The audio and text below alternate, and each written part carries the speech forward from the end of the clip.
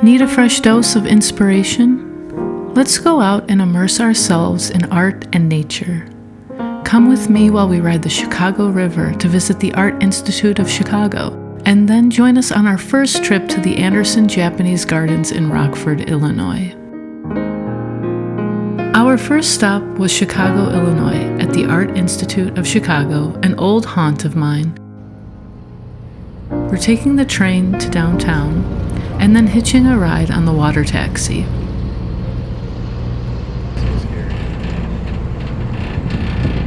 If the weather's nice and you're wanting to change things up, get around Chicago in a water taxi instead of a street taxi or Uber. It's $10 and it's totally worth it.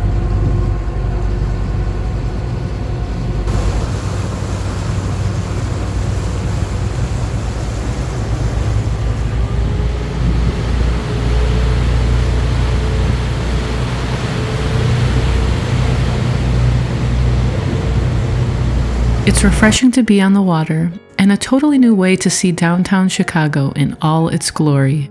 The view of the architecture is even more magnificent from a boat. It was my husband Phil's first time on the Chicago River, and I was so happy to be a part of his experience.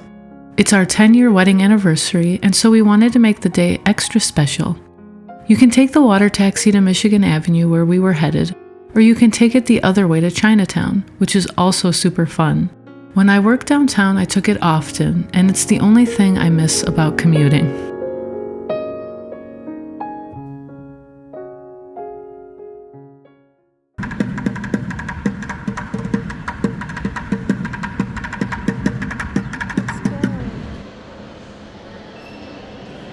I've been getting a lot of projects lately, working on a lot of things that are still in their very early stages of development. But despite being so busy and flooded with ideas, I still like to hit pause on what I'm doing and feed my brain with a fresh dose of inspiration that is different from the kind I get every day.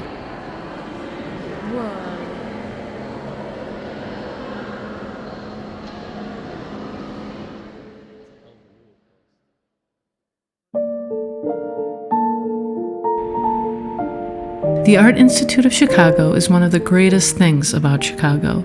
I moved back from Seattle so I could go to school here, eventually working at the museum school, and so I practically lived in this museum.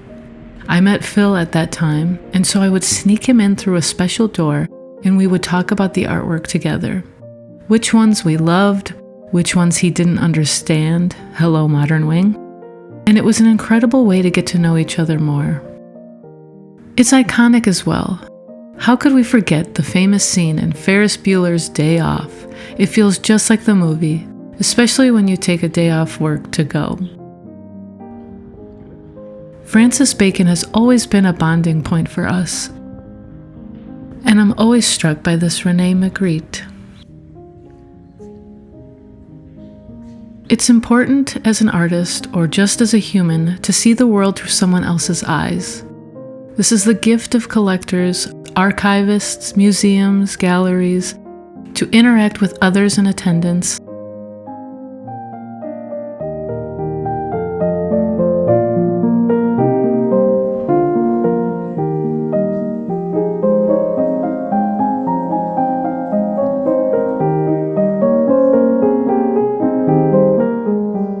I was looking everywhere for Rothko.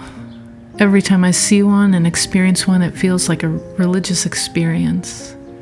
I love getting lost in his color fields. It was nice to reacquaint with Gerhard Richter and his artwork.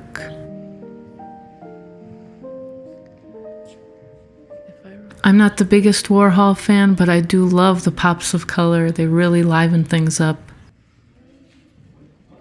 One of the standout things for me was the Korean exhibit, which my one goal was to find a painting that was just full of giant horses. And lo and behold, I found this piece of work. It was gorgeous, and I wanted to take it home with me.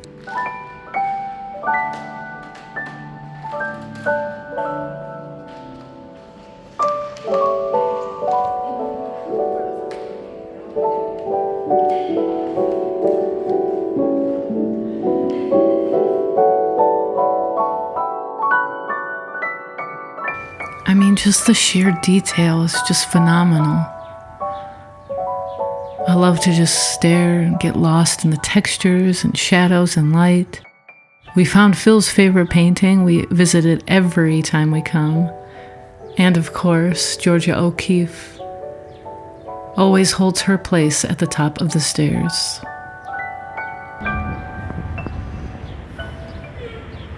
The weather was kind of crazy. I mean, it was beautiful, but it was constantly raining and then the sun would come up. But the gardens were starting to come alive, and from a distance I saw this dark, ominous sculpture. It's huge. I thought it was so cool, and going up to it kind of gave me the creeps, but I love artwork that makes you feel something. Especially makes you feel small, just like all the towering skyscrapers, which are also works of art.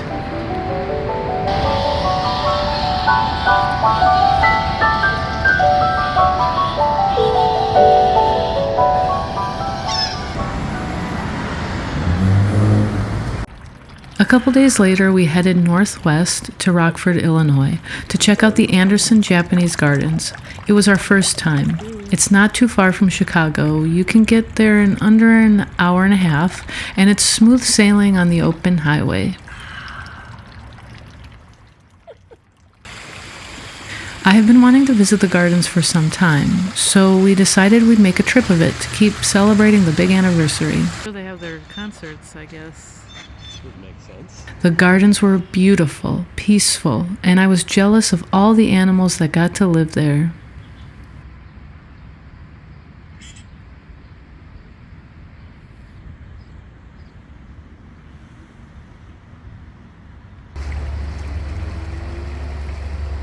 The magnolia trees were in full bloom, and the air was fragrant with spring blossoms.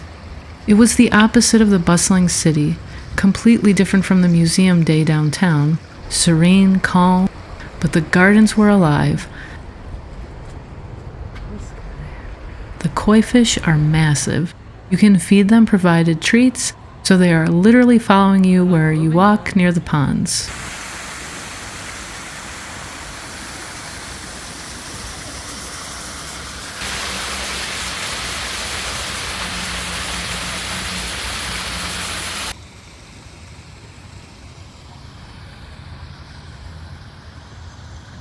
I do paint a lot of plant life, flowers, animals, and botanicals, and I'm also in the middle of planning my landscaping, so this trip was well timed.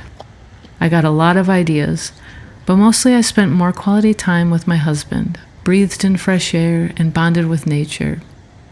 Everybody there was happy, and that kind of thing is important too, to be around things that provide joy and space, and to be around people who understand and share in that joy too.